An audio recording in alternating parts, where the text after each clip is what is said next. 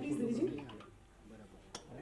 पहले बोलिए, पहले सर के लिए तालियां। मल्टी डायरेक्टेड काम किया, डायरेक्टर भी बोला, राइटिंग भी की, स्क्रीन प्ले भी बोल रहा है।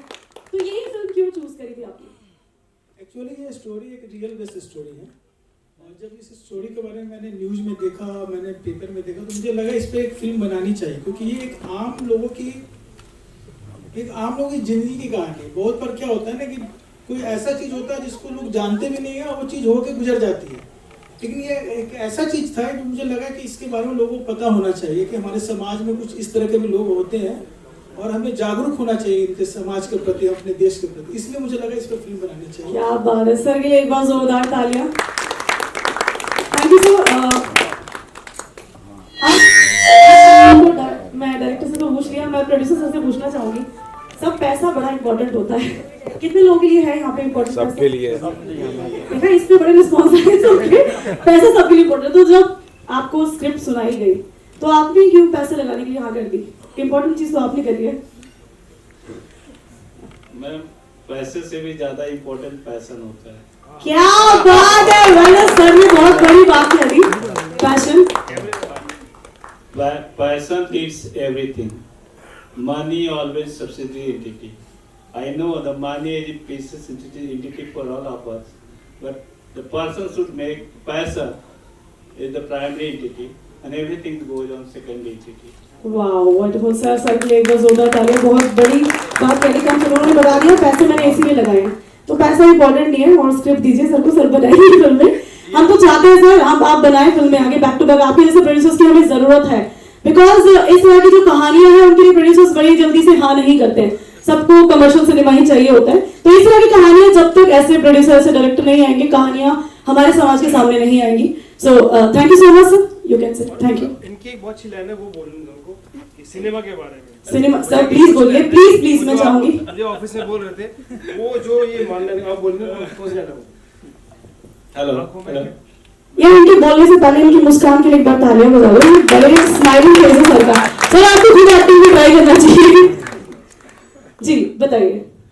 अगर कैमरा मेरे आंखों में होते, तो मैं पूरा फिल्म टीवी पे चला देता। क्या बात है, मुझे लग रहा है आप राइटिंग में इनको साथ रखिए, काफी अच्छा बोल लेते हैं sir. So thank you so much, thank you. Let me clear the things. Yes. We are whenever we find the times, in the free times, we always doing the literature. Basically, scripting and all those things we are doing. And we have done first scripting movie. I think the movie was The Satyrs in 2019. It was released in May. And we have just write one more script. This is called DNA, the genetic code.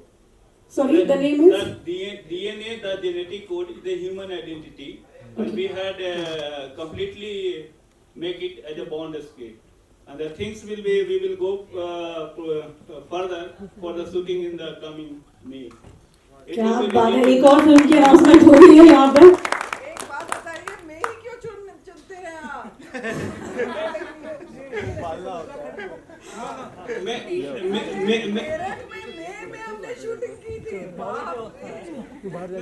This film will be shoot in the Uttarakhand, the hilly area.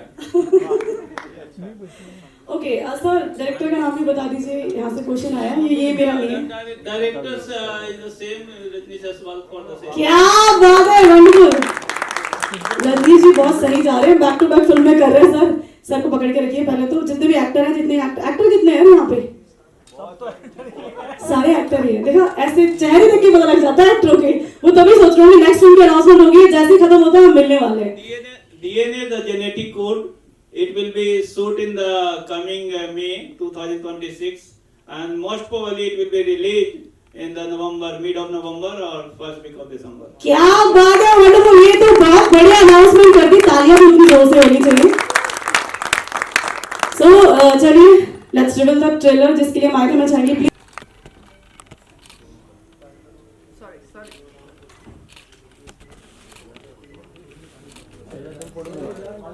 Thank you so much everybody, और thank you त्रिलोका। किस्सा code आ रही है आवाज?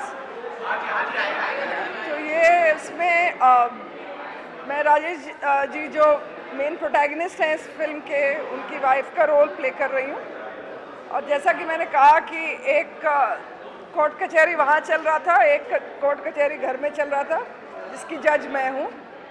और बस वही नोक झोंक वाली कहानी, एक मिडिल क्लास घर में क्या होता है, that's it, normal, very normal. जी, मैं पूजा का कैरेक्टर प्ले कर रही हूँ, जो कि ये बिलीव करती है कि अगर एक वाइफ को जो इंट्यूशंस आते हैं वो बिल्कुल सही आते हैं। और मतलब ये जो स्टोरी है ये एक रियल इंसिडेंट्स पर बेस्ड है, एंड कैसे ये अपने पति को इंसाफ दिलाने में साथ देती है। तो ये पूरी कहानी वो उस इंसाफ के ऊपर डिपेंड करती है। एंड या द स्टोरी पूरा ये रिवॉल्व अराउंड ये होता है कि कैसे आप मतलब जो सच है वो कभी छुपता नहीं, वो हमेशा बाहर आता है। सो या जी सर,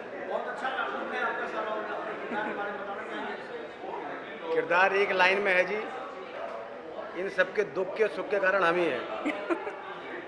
हम दोनों बाप बेटे ही हैं।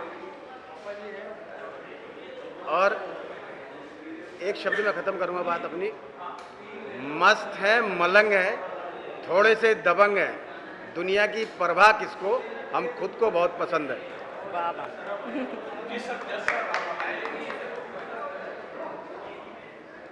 जैसा जो रोल मैंने आपको देखा है, जॉली एलएलबी जो मैंने फिल्म देखी थी, उसमें सौरभ शुक्ला का जो रोल था मुझे बहुत पसंद आया था। और मैं सोच रहा था कि आप उस कैरेक्टर को कैसे निभाएंगे, लेकिन मुझे लगा कि बहुत अच्छा आपने निभाया। जरा कुछ बता सके। देखिए सर, पहली बात तो ये है कि मैं कभी भी कंपैरिजन्स में नहीं जाता। आई रिस्पेक्ट सौरभ शुक्ला, मैंने काम भी किया उनके साथ, बहुत बढ़िया कलाकार हैं। लेकिन जब आपको करैक्टर मिलता है उसमें ज़रूरी नहीं है कि उसमें सौरभ शुक्ला ही निकले, हो सकता है उसमें सुशील पाराशर भी निकले, जो मैंने किया है। और सौरभ शुक्ला का जो था वो उसमें कॉमिक था बहुत ज़्यादा। इसमें ये था कि ये बंदा प्रोब कर रहा है कि यार गड़बड़ कहाँ है, गड़बड़ कहाँ है, और फाइनली ये जस्टिस डिलीवर करता है, ये जानते हुए कि ये जो बंदा है, ये जो ब्रिजेंद्र काला प्ले कर रहे हैं, कि ये गड़बड़ है, तो उसको टाइम लगता है। तो अगर इसको पूरा सौरभ शुक्ला की तरह ही कर दिया, वैसी फ्रेम टू फ्रेम एक एक वैसी कर दिया, फिर वो मज़ा नहीं। फिर मेरी जो इंडिविजुअलिटी है वो कहाँ रहेगी। वो अपने स्टाइल से डायलॉग बोलते हैं, मैं अपने स्टाइल से डायलॉग बोलता हूँ। वो मेरे से बेहतर है, वो अच्छी बात है, मैं उनसे बढ़िया नहीं हूँ, ये भी अच्छी बात है। लेकिन जो मैं हूँ वो मैं हूँ, जो वो है वो है। Thank you.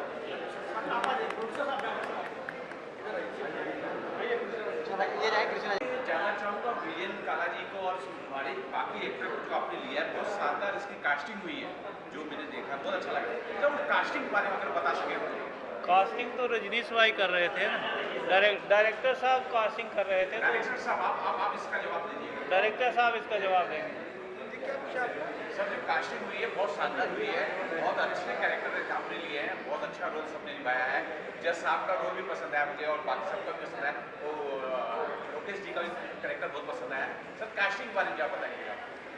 देखिए, कास्टिंग के लिए हम लोग काफ़ी मेहनत की, करीब 6 महीने हम लोग का ऑडिशंस चला है कास्टिंग के लिए। और जहाँ तक सर की बात है ना, जब मैं जज का कैरेक्टर को फाइनल कर रहा था ना, तो सौरभ शुक्ला का मेरे अंदर की इमेज बैठा हुआ था। तो जब सर से मैंने पहली मीटिंग की, नरेशन किया, मैंने सर को बोला कि सर हमें सौरभ शुक्ला नहीं चाहिए, आप मुझे कुछ अलग करके बताइए। सर ने बोला कि रजनीश तुम मेरे ऊपर छोड़ दो, मैं खुद इसको कभी भी सौरभ शुक्ला से कंपेयर नहीं करना चाहूँगा। उसका जब सर ने पहला एक नरेशन के बाद जो पहला रिएक्शन सर का आया ना, उससे मुझे समझ में आ गया था कि हमें जज जो है ना कानून कुमार मिल चुके हैं। एक चीज़ और बहुत अच्छा था सर, स्क्रीन प्ले बहुत शानदार है जो सर आपने लिखा है, क्योंकि स्क्रीन प्ले बहुत मायने रखता है। हर एक सर का डायलॉग बहुत अच्छा था, सर का डायलॉग अच्छा था, हर एक के पास एक अच्छा डायलॉग दिया था, मैडम के पास बहुत अच्छा था। जरा स्क्रीन प्ले के बारे में कुछ अगर बता सकें कि सर किस तरह से न्याय इस तरह से मिलता है। देखिए, अगर इस कहानी की बात करूँ ना, तो मुझे करीब 3 साल लगे हैं इस कहानी में। 3 साल लगे मुझे इस कहानी को कंप्लीट करने में। स्क्रीन प्ले में बहुत सारी चीज़ें थी जो मुझे लगता था कि इसको डालूं, इसको नहीं डालूं। अगर देखा जाए तो मुझे लगता है करीब करीब हमने इसका 25th ड्राफ्ट बनाया, 25वें ड्राफ्ट में जाके कहानी हमारी फाइनल लॉक हुई थी। और ऑन दिस सेट कुछ नीलू मैम की तरफ से इम्प्रोवाइज होता था, उसको हम लोग ऐड करते थे। सर की तरफ से इम्प्रोवाइज होता था। कृष्णा ने बहुत सारे अपने पंचेस डाले, लोकेश भाई ने बहुत सारे पंचेस डाले। लोकेश भाई मेरठ से बिलोंग करते हैं, वहाँ का जो न्यूसेंस होता है, वहाँ का जो टिपिकल टोन होता है, उन्होंने मुझे बताया कि सर ऐसा कर सकते हैं। तो ये सारे कंबाइंड हो गए ना, वो एक पूरी तरह से खिल के आया है। अच्छा, आप सर आप दोनों अगर बता सके डीएनए की जो चर्चा चल रही थी, डीएनए की मैं वो फिल्म के बारे में कुछ बताया, किस तरह की फिल्म होगी, अगर हमारे दर्शक जो क्या न्याय जो देखना चाहेंगे। अब basically DNA, Silence, please. Excuse me, can we have some silence that side? देखिए basically DNA the genetic code एक फिल्म है जो हम लोग अभी करने वाले हैं। फिल्म का जो बेसिक समरी है वो मैं बता देता हूँ आप लोगों को, मीडिया को, कि एक माँ है और एक बच्चे हैं, इन दोनों की ग्रोइंग एज की कहानी है। माँ एज यूजुअल का एक कन्वेंशन है या कन्विक्शन कह सकते हैं, better conviction word is better, कि if a boy or if a boy, other boy are going to be born, in which doesn't matter they are married or not, क्योंकि बच्चे के जन्म में there is a biological relationship. Marriage gives you lots of societal, मतलब कह सकते हैं society में सिक्योरिटी की भावना देता है। तो if you are married and if you have a kids, everyone say that it is a legitimate child. But here is everyone says that it is illegitimate child because there is no marriage happen. तो problem तब हो जाती है जब society उसे accept करने के लिए तैयार नहीं होता है। वहाँ पे प्रॉब्लम से आती है, मदर्स को मतलब बहुत स्ट्रांग बिलीफ है कि एक बच्चा है और एक माँ है तो उसका बेबी है और उसका माँ है, no matter how the relationship was there. ऐसे बहुत सारे बॉलीवुड हॉलीवुड में I think there are 68 movie जा चुके हैं इस पृष्ठभूमि पे। दिस इज समथिंग डिफरेंट कि एक ग्रोइंग एज में जो सोसाइटी का टॉट इशूज होता है और ग्रो करने होते हैं बच्चों को और उसको आगे सर्वाइव करना होता है। तो यहाँ पे एक प्रॉब्लम्स ये आ जाती है कि बच्चे के सर्वाइवल में बहुत सारे कष्ट होते हैं। If you are basically if you are a poor, if you don't have a resource and don't have a money, you can not sacrifice and give a proper life of a kids. तो उस cases में ये scenario बढ़ते जाता है and वहाँ पे एक फाइनेंशियल इशूज बहुत ज़्यादा रहते हैं। लेकिन प्रॉब्लम तब आती है जब लोग ग्रीडी होते हैं। हमारे सोसाइटी बहुत ग्रीडी है, तो उसी पे बेस्ड है और वो कंक्लूजन ये होता है कि at the end the child once kids are grown up and I think at the age of 18 और 19 he has need to be figure out who is his father. Under that circumstances there is a concept DNA. तो mother you know the story back में जाती है, फिर 15 साल पहले जाती है कि समथिंग हैपन विद समवन। तो under that circumstance how to identify who is your father. Mother basically doesn't know who is his father. तो under that circumstance DNA come into the picture. Lots of courts and kachari come into the pictures, and there is a character called Dafar Vakil. Dafar Vakil is a totally innocent. They have a degree, but the degree has been purchased on the payment basis. They don't know how to write and how to file a writ petition into the High Court for this upcoming journey. But the problem is that DNA identification is too tough. If someone become an IAS officer, someone become like a politician, someone become like a judge, and if something illegitimate relationships are there, everyone fear about. The truth are going to be revealed with this cases are going on in the media platforms. So under that circumstances, things are going on, and the kids become the kids become like a hybrid sons because the mother was someone else, It's a priest of the Brahmin family, the mother was there. And the father was something belong from Mumbai, it's a business arena. So in the death circumstances, the kids later on go to the Harvard and they had obtained a degree of MBA in finance and they were work in the United States of America in JP Morgan banks. Once he come to the local Indian platforms, तो जो father था, मतलब ये parallel में DNA चल रही है और दूसरी में वो बच्चे का growing age चल रहा है, उनकी education चल रहा है, तो problems यहाँ आ जाती है कि जब वो इंडिया आता है तो they are very much capable to fight all the sacrifices and fight with all the battles whatever he had in the past. तो जब वो आते हैं तो फिर उसके जो father है, they are greedy and they wanted to launch his son like a CEO of his company. वो CEO को लॉन्च कर मतलब अपने नए CEO ढूंढ रहा होता फादर बेसिकली, तो वो लॉन्च करने के लिए उनको मतलब पढ़ाता लिखाता है, लेकिन जो सन है ही वाज क्वाइट कह सकते हैं कि बहुत ज़्यादा एम्बिशियस था and he thrown everything on their head. तो उस केसेस में प्रॉब्लम तब आ जाती है कि इस चीज़ों को कैसे कैप्चर किया जाए. तो DNA जो वन पार्ट और second part is their kids journey and Harvard. तो इस फिल्म की जो समरी है वन लाइन में समरी कह सकते हैं, if you are born in a poor family in which you doesn't have any roles but you are going to be die with the poor, in that cases you have only role कि आप मरना भी मतलब गरीबी में, उसमें आपका जिम्मेदारी है. तो ये poor kids like a those people who belong to क्या कहते हैं पुअर झोपड़ी वगैरह में जो रहते हैं slum area, they also have a thought, they also have a human being, they also have a ambition. तो everyone can be fulfil their ambition with hard working nature and dreaming. Dreaming is equally important for those people who wanted to make their journey across the global arena. तो यहाँ एक गरीब बच्चे का Harvard से graduation कराना और उसके बाद वो एक अच्छा मुकाम पे पहुँचे, इस फिल्म में टोटली है.